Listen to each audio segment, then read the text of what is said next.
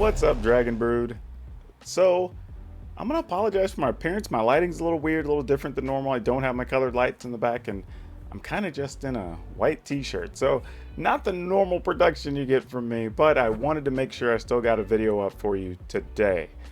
So, what we're gonna have is actually a fun little treat.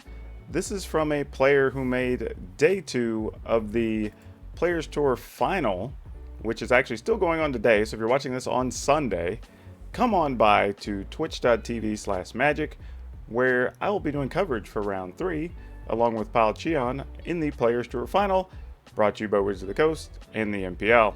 So something to come check out, come see. But even if not, we have a cool deck for you. So a player named Issak Krut, I believe is how you pronounce his last name, K-R-U-T, actually made day 2 with a Rakdos Knight deck. So we don't see Rakdos Knights too often. We normally see some type of Mardu, you know, so we can play the white knights in here. But this is a different list, so I wanted to give it a shot, see how well it does, and give you all something fun and different to check out. And before we get into the deck, as always, remember to like this video and subscribe to the channel. You know, if nothing else, just reward me with that little bit for doing this research and staying up till the wee hours of the night when I should be sleeping to be back ready for coverage at 7:30 in the morning.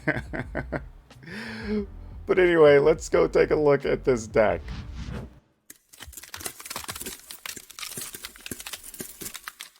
Alright, so just going down this list, we're starting this list here with Butterscones, as lots of people in my chat like to call it.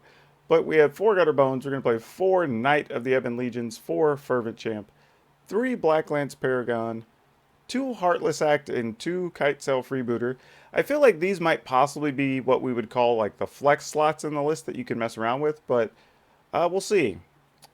4 Stormfist Crusader, a couple of Drill Bits, some Oathsworn Knights, and I will tell you, this is kind of where the list differs a little bit. I think the original list played 3 Oathsworn Knight. I cut one in a Mountain so I could squeeze in 2 Spawn of Mayhem here, and it also plays 4 Rotting Regisaur, and a full set of Ember Cleaves. It might actually want the 24th land. I don't know. I'm just making, you know, season to taste kind of thing here. But if it doesn't work out, I'm just going to have to admit that Isaac's list was just better with that decision. But let's take it into the arena and see how it does. Alright, that looks like about as good a starting hand as any, so we're going to keep this. I have to admit to y'all, like, when I'm on here every day trying to entertain y'all with, like, the lighting and the camera shots and everything that I do, it actually feels a little odd and out of place not having all my normal setups. I have to admit that. That's pretty funny. Stormfist Crusader, do we want to attack with the Gutter Bones? I think we do. If the opponent wants to trade, I think I'm okay with that. Okay, they obviously don't. This must be some type of blue-white flyers list, I'm assuming, if they're going to lead with a turn 1 Fairy Guide Mother. Oh, no. Conclave Mentor. Why is the Guide Mother in here? What's happening? This is an interesting development, to say the least. Alright, I guess we attack. And the opponent still doesn't want to block.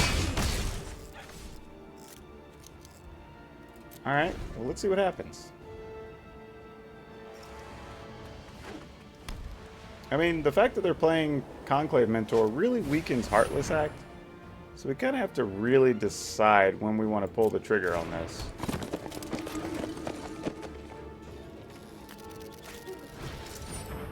Alright, let's go ahead and kill one of these.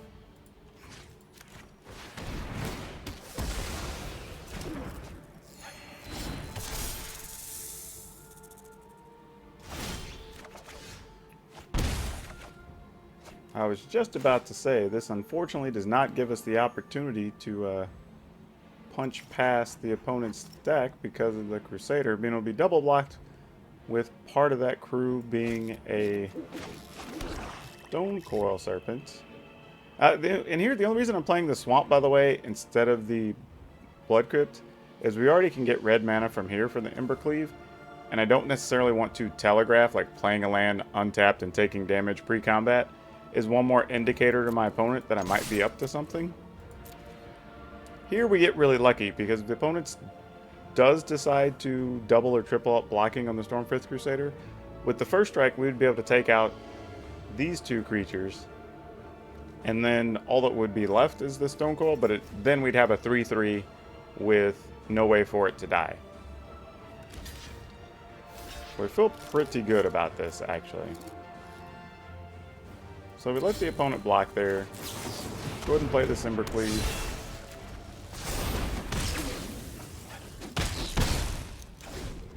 So we don't get a ton of damage, obviously, because the Stone Coil Serpent eats up some of that, but it's kind of a good start. And then the following turn, if we'd like, we can give it Death Touch at instant speed. And anytime something has Death Touch and Trample, you only have to deal 1 to try and kill it, which is considered lethal, even though it doesn't kill the creature. Then the rest tramples over to the opponent. The opponent's highlighting the Stormfist Crusader and their Serpent, so they look like they might be confused as to the interactions and why Trample was still happening. Going Unbreakable formation. Alright, well that definitely changes things. Can we sneak enough damage through? That becomes the question here. Or should we be moving counters over to a different creature? Or the Embercleave over to another creature? Because the opponent can't as efficiently block a Gutterbones. Though Gutterbones, unfortunately, is not a knight and is only a warrior. So if we attack with the Stormfist Crusader, we know we're kind of just giving it up to the Stone Coil Serpent. However, if we give it Death Touch with the Blacklance Paragon, we could deal 1 to the Stone Coil and still get 5 through to the opponent. And that's not the worst thing, really. I wish we had 1 more mana, because playing this and then moving an Embercleave over to it would be really good next turn. I think we just do that anyway. And then, I mean, I feel like we just need to do this. I mean, we get to take out at least 1 other creature, because it has to be double blocked. Oh, even better. Even better. It would have been hard for that to work out better for us. So we'll give this Death Touch.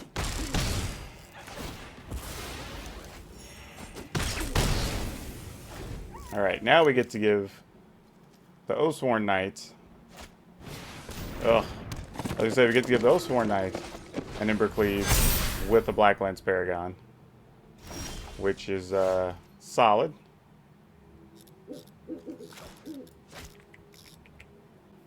Yep, I think we just cleave up this guy. And this won't actually die from combat. When it takes damage, we just remove a counter. So that's really good.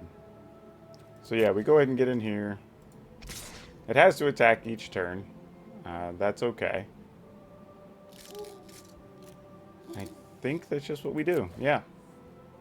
I think these Blacklance Paragons, along with the Embercleave, is going to come in real big here. I mean, really, it's 10 minus 3 because of the Death Touch. So, yeah, I mean, really, I probably should have just attacked with everything. In hindsight, is how this should have worked out. But it's fine.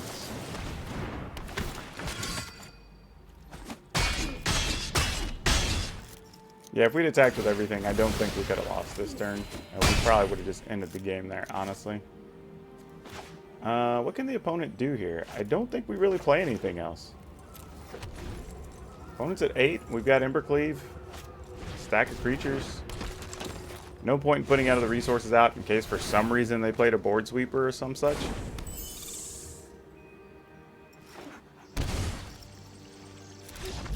And that'll do it. Alright, I say we keep this one.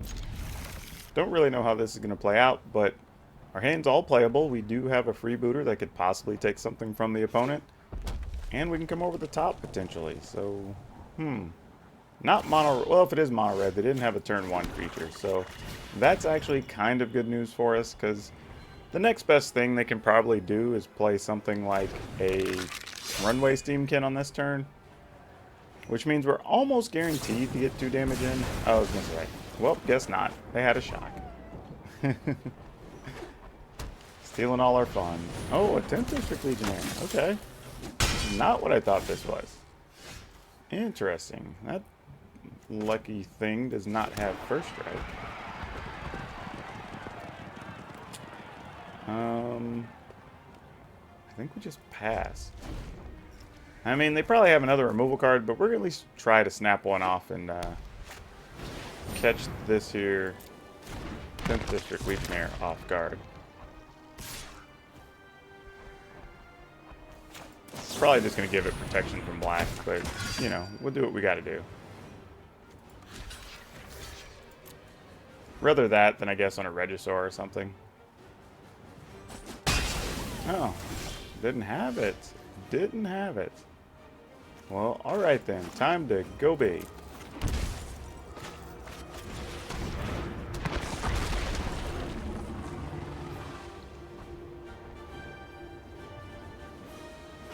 Let's see what type of removal spells you're playing, opponents.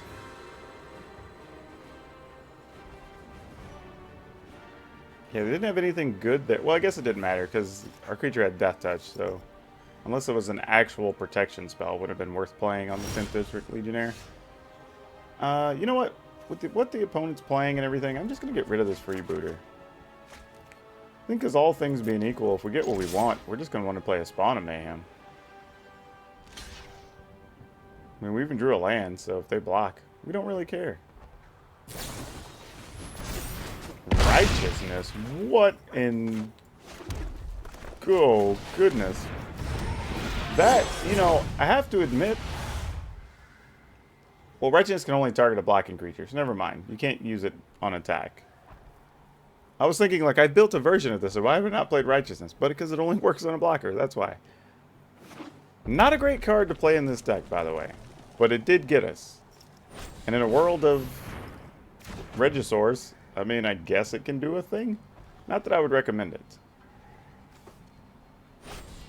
Alright, so it's going to have a whole lot of +1s. They can attack and give it an additional +1. I'm willing to just eat the damage, even if they give it double damage or something. We don't really care here. It's not even a concern. Yep, you just do you, opponent. I ain't blocking. So you double that up, I'll take 8 all day. Totally worth it.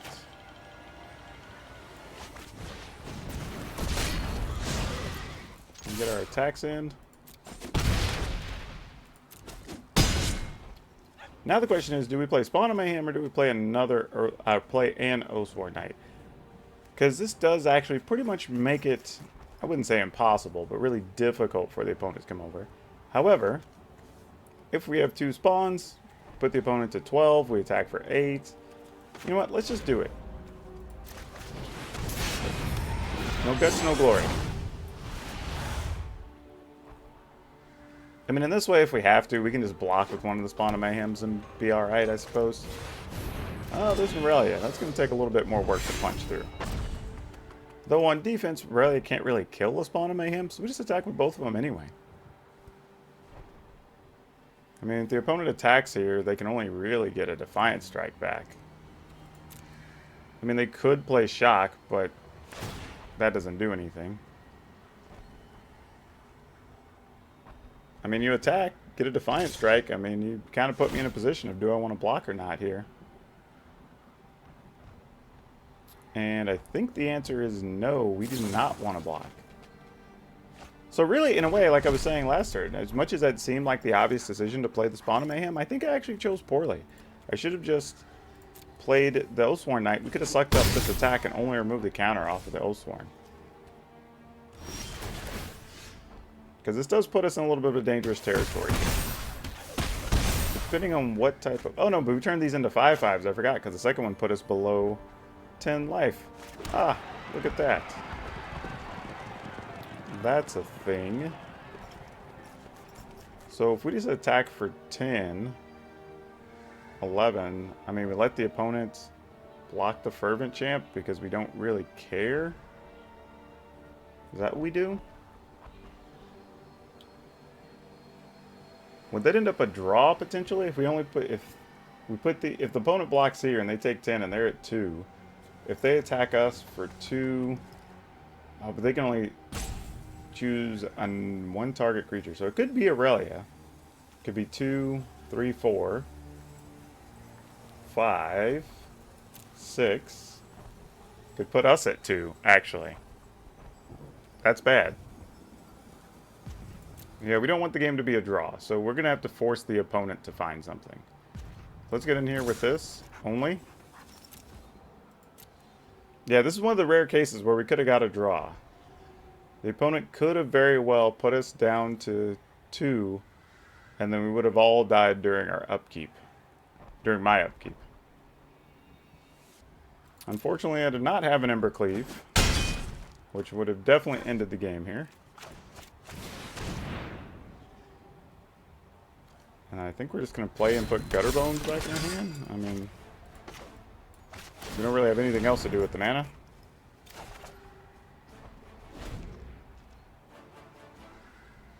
But now we force the opponent to at least spin cards, getting rid of a Spawn of Mayhem, or at least giving Aurelia protection from black to achieve this same scenario. Which they might do, honestly. I don't really know. Alright, Defiant Strike. We're not as worried about that because we're going to block anyway. The concern here, though, now that they had an extra +1, is if they were to give Aurelia protection, then we would be at 1 and the opponent would be at 2, and then we lose. And that's not good. Yep. That could be scary. Oh, whoa, what's the opponent doing here? I mean, here, I guess we just block with Fervent Champ? I mean, because why not? Fervent Champ's just going to get blocked the rest of the way here, and it's doing nothing. That lets us kill Aurelia.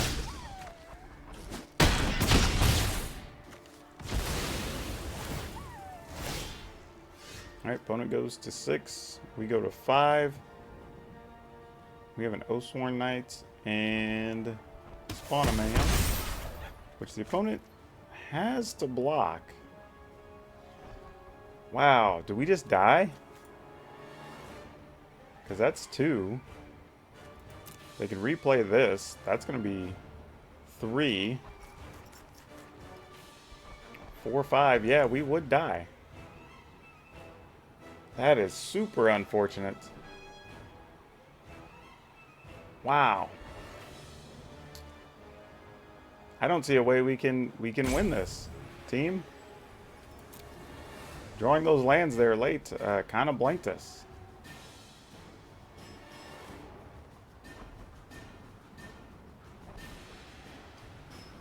And unfortunately, Gutter Bones is showing his weakness because if we play it, we will not be able to block. Alright, so is the opponent opting to block our Oathsworn Knight?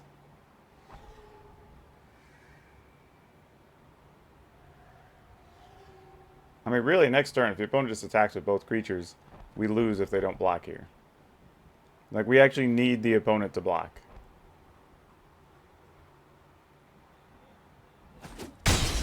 Yep. GG's. We can't win. I mean, I'm going to keep this land in hand just to see if it slows the opponent down. But realistically, drawing land that late does nothing for this list.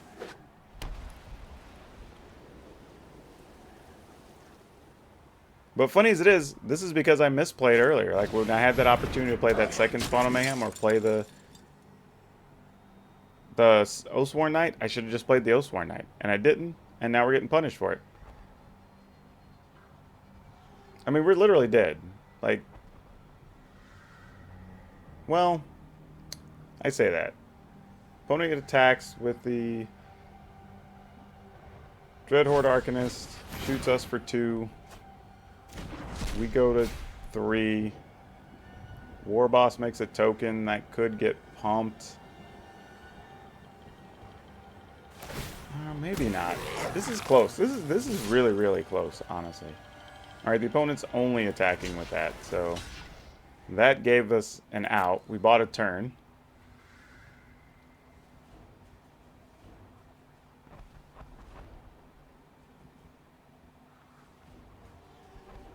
I mean, really, we're just looking for an Embercleave at this point.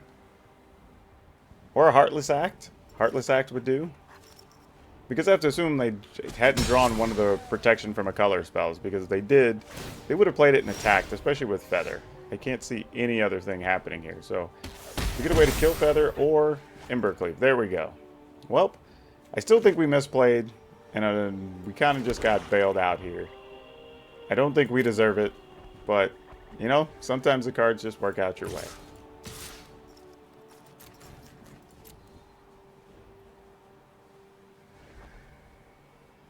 And if the opponent has something and they've been sitting on it instead of attacking, so be it. They got us. And we just get got.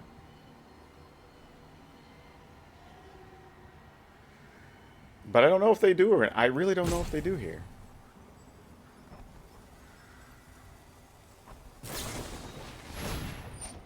Whoa! So the opponent had that and didn't attack last turn? Yeah, if they did that, we would have just lost. As you can see, we are only at 4. If the opponent would have done that with the Feather and then pumped it, we would have died. Alright, well. I mean, I guess sometimes you get lucky because your opponent... Like, we made a bad decision. You know, back on, I guess that was turn 4. And the opponent made a misplay here. I mean, I don't know. Maybe they drew... But even then, if they drew it... Oh... maybe they drew it from the Defiant Strike? But even then, that seems okay. They still would have had it in hand when they went to the attack step. So I don't know what happened there.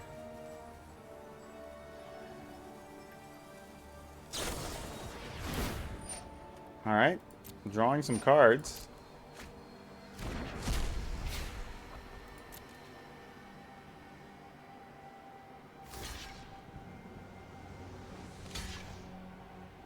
Alright, well, we're going to get in there with our Embercleaves.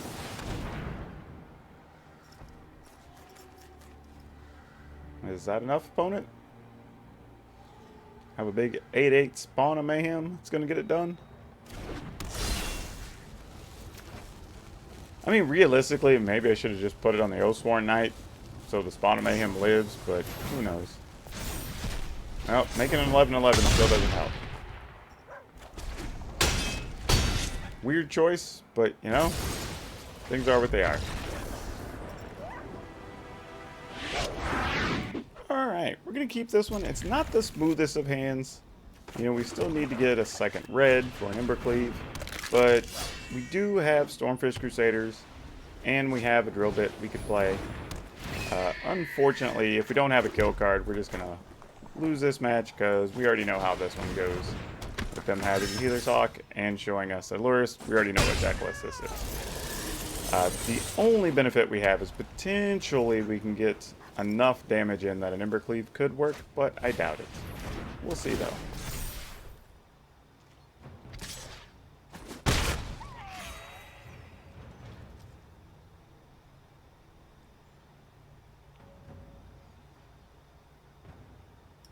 Wonder if they're debating just leaving their Healer's Hawk exposed.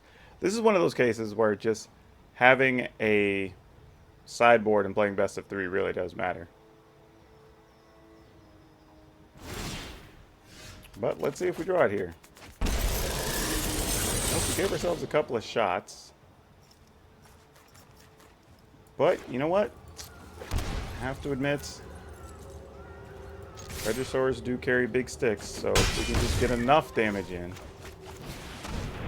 And we did get the red land, so this is probably going to be the best we can do.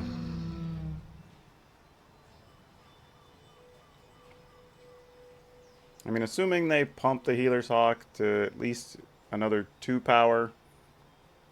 We take 4, go to 11, they go to 19, and then we can get them with the Regisaur. So I guess maybe we outraced it even without a creature removal card. Not typical, but, you know, sometimes you don't win in typical ways. We don't have an extra red, or I would play that first just to get extra damage in to be sure. But we're just going to come in with these 3 hosses, as we call them. Opponent wants to throw the Ginger Brute in front of the Regisaur. The Regisaur is going to do all the heavy lifting here with this Embercleave going on into his little bitty hands. It's almost funny just picturing a Regisar just carrying this thing with his little hands right in front of his mouth. Well, not even in front of his mouth, just his chest. His hands don't reach his mouth. Yep, God's willing, you get to keep it, but that's not going to get you there, opponent. You're going to have 16 minus the 1. It's going to be 15, and then you're going to take another 4. So, even with the opponent having the start they want, and probably cards to protect it, it looked like, we were able to end it there on turn 4.